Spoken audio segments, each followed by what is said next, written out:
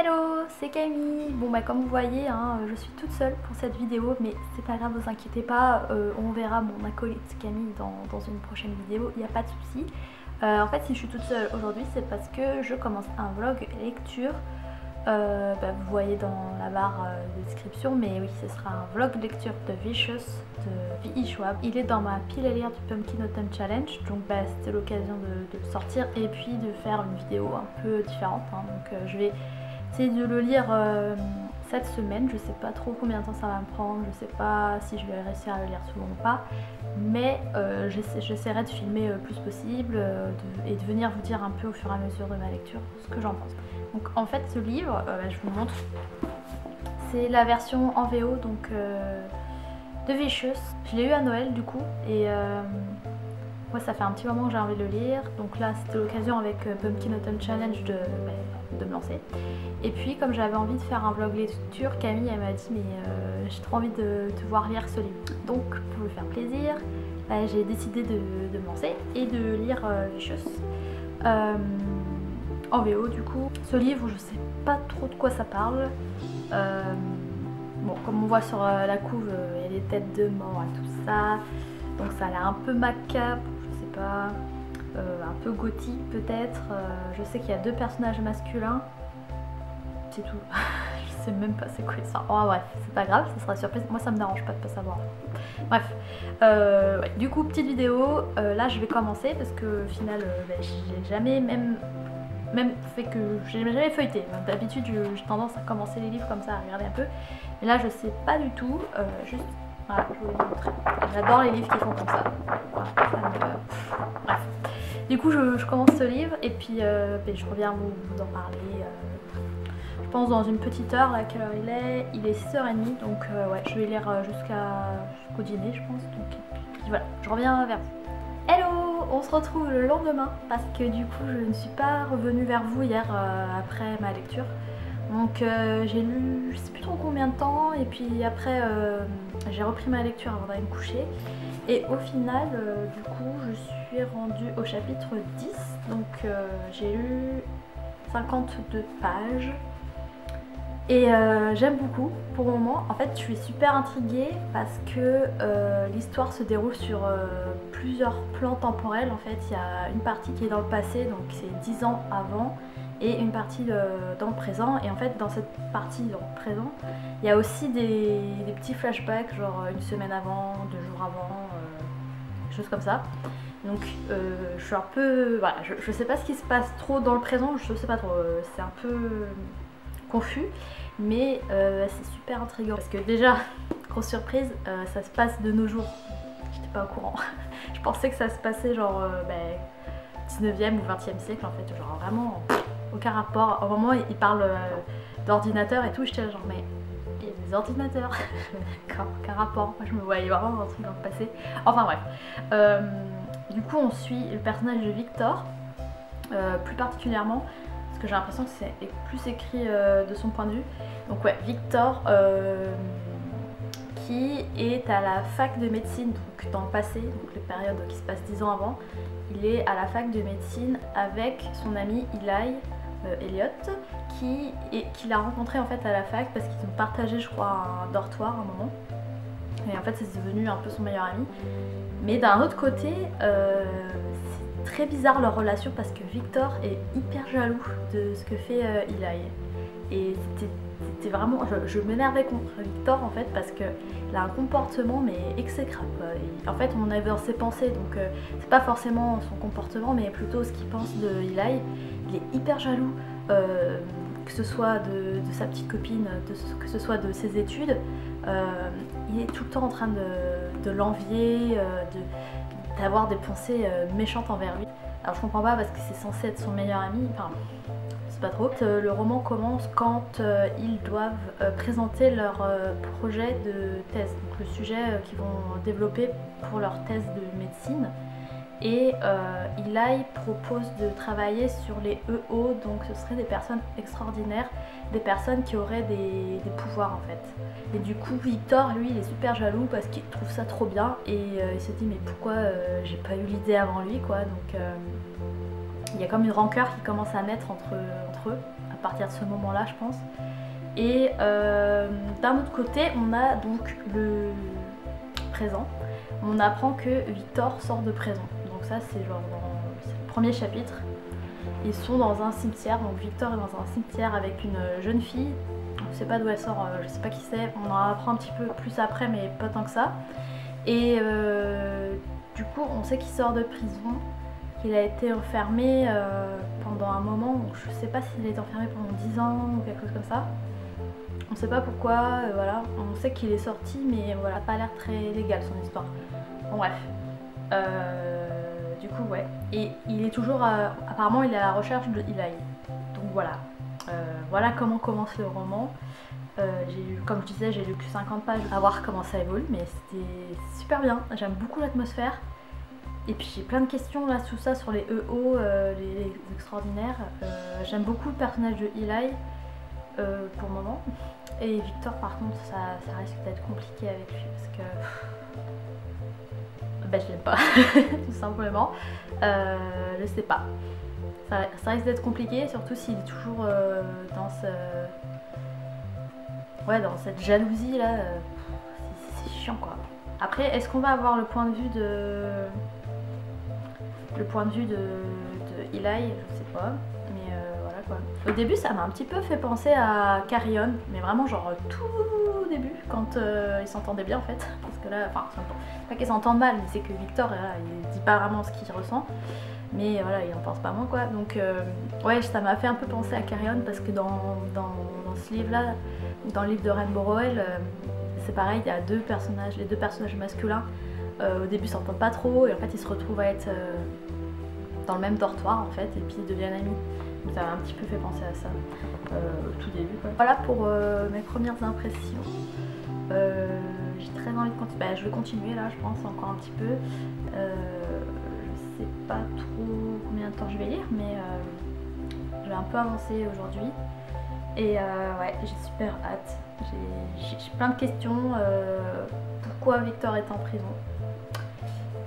Et c'est quoi les EO exactement? Enfin, ce qu'on en sait, c'est voilà, ils disent que en fait, ce sont des gens qui ont vécu des expériences de mort imminente et qui après auraient eu des pouvoirs en fait surnaturels. Donc voilà ce qui est dit derrière. Donc voilà, j'attends de voir. Oh coucou, donc on se retrouve en fin de journée. Là, il est un peu plus de 6h30 si je me trompe pas. Et j'ai quand même pas mal avancé, je suis fière de moi, je suis vraiment contente. En fait ça se lit plutôt bien même si c'est de la VO. Je trouve que ça se lit assez facilement. Il y a pas mal de dialogues donc au final ça se lit vite quoi. Et je suis rendue quasiment à la moitié. Page 173, chapitre 35. Et j'aime vraiment beaucoup. Je sais pas si ça va être un coup de cœur ou quoi. Mais c'est vraiment très bien. Victor me posait problème au début. Et en fait, là, ça va mieux. Il y a eu toute une partie où je l'ai encore détesté, quoi. Genre, j'en pouvais plus. Du coup, avec Elliot, ils sont un peu sur le sujet des EO. Et donc, comment dire, il y a une rivalité, une fois de plus, qui va faire que Victor est jaloux, hein, parce que Victor ne sait être que jaloux apparemment. Même pas il se réjouit, non, Victor est que dans la jalousie. Donc, bref, Victor est jaloux de Elliot et donc ouais, à ce moment-là je me suis dit mais c'est pas possible, il va vraiment me saouler du début à la fin. Et en fait pas vraiment, puisque dans un passage dans le présent on découvre une autre facette de Elliot, de Eli, et du coup je me suis dit ah Denis Brognard, ah d'accord, bon ok, du coup maintenant j'aime beaucoup Victor et j'aime moins Eli. Voilà, je peux pas vous en dire plus.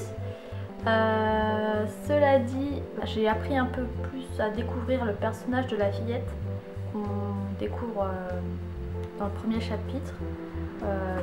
En fait elle s'appelle Sydney ou Sid, et oui, c'est une fillette, elle a 12-13 ans je crois, et donc on en apprend plus sur elle.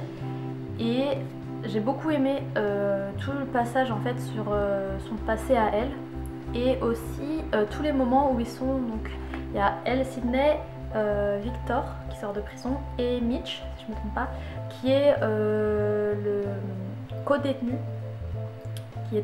le co-détenu de Victor en prison. Voilà, ils forment une petite bande tous les trois, ils ont rien à voir.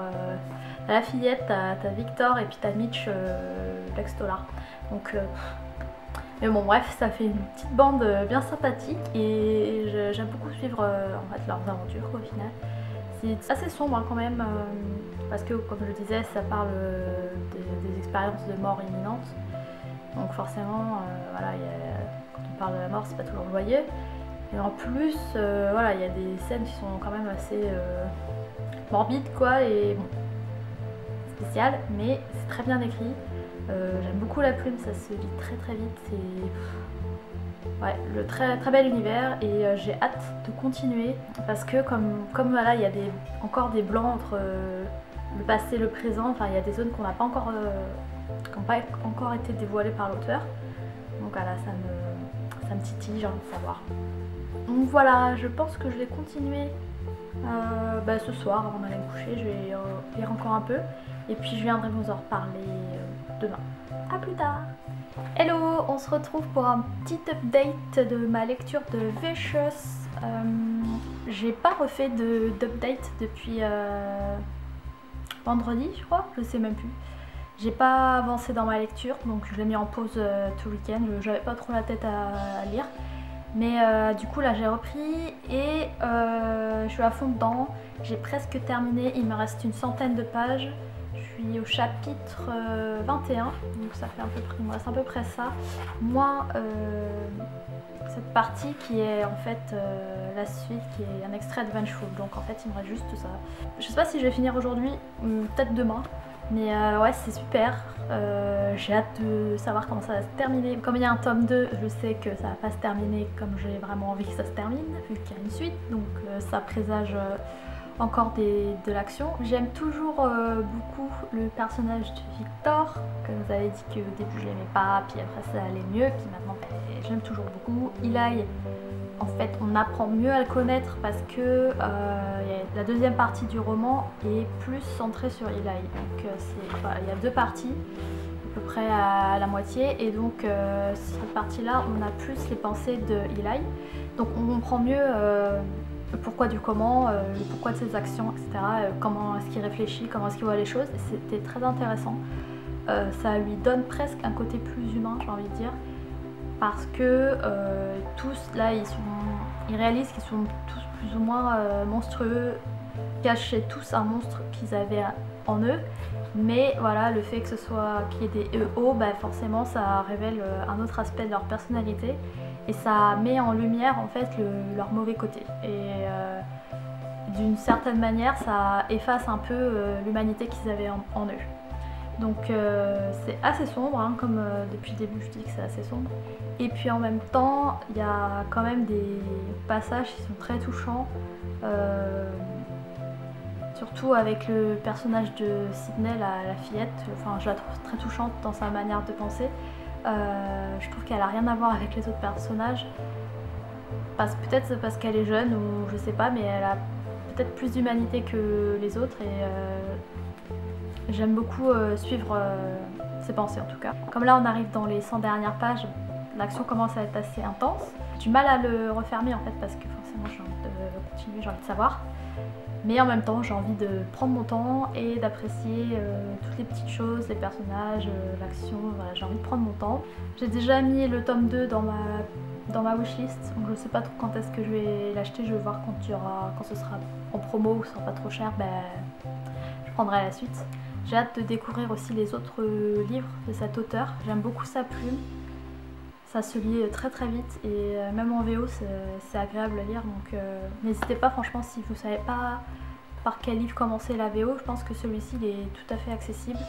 Il y a beaucoup de dialogues comme je disais, donc au final ça donne un rythme très rapide.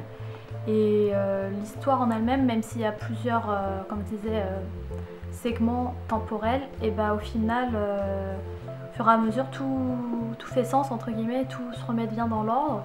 Et je suis pas plus perturbée que ça au final, donc je suis contente. J'ai hâte de voir le dénouement, ça va être, à mon avis ça va être quelque chose. Je reviens vers vous dès que j'ai terminé, mais bon, je pense pas que ça va être un coup de cœur parce que je pense que je le saurais déjà si c'était un coup de cœur ou pas, je pense. À 100 pages de la fin, je pense qu'on sait ou pas. Mais ouais, très bonne lecture. Et je reviens vers vous donc je pense demain pour vous dire si j'ai terminé et comment j'ai trouvé la fin. Voilà, bye bye. Hello, on se retrouve pour la dernière fois puisque je viens de terminer Vicious et c'était trop bien. Et j'ai envie de lire la suite tout de suite, mais oui évidemment. Comme je l'imaginais, ça se termine pas du tout comme je le pensais en fait. Et du coup, ça laisse encore des choses en suspens pour la suite. Donc voilà, je sais pas encore quand je vais le lire, mais c'était trop bien. Franchement, j'ai adoré l'ambiance, les personnages, l'intrigue, tout, enfin tout, c'était super bien. La plume aussi. J'ai beaucoup aimé tout ce qui était sur le bien, le mal, où est la limite entre les deux, et aussi la perception qu'avaient les personnages du bien et du mal. Chez Victor et chez Eli, c'est pas du tout la même chose. Eli, lui, il a plus un peu ce complexe d'être Dieu en gros. Donc forcément pour lui tout ce qu'il fait c'est le bien et voilà forcément c'est pas...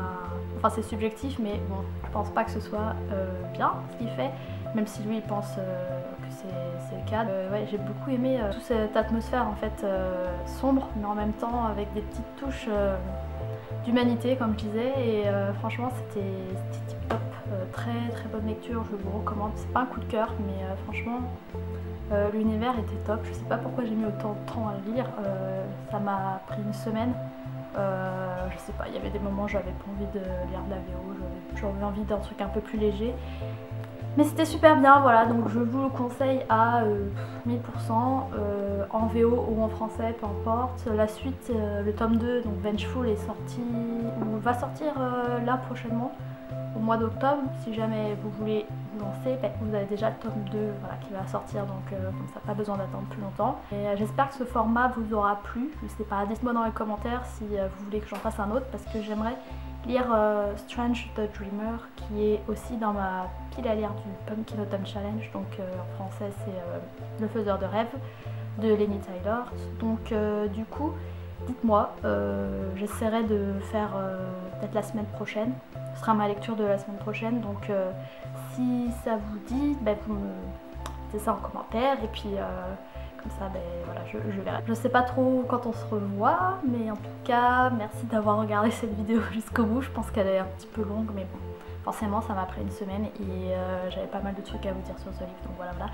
Et voilà, donc ben, je vous souhaite une belle journée et je vous dis à très vite avec Camille ou sans Camille, voilà. Bye bye!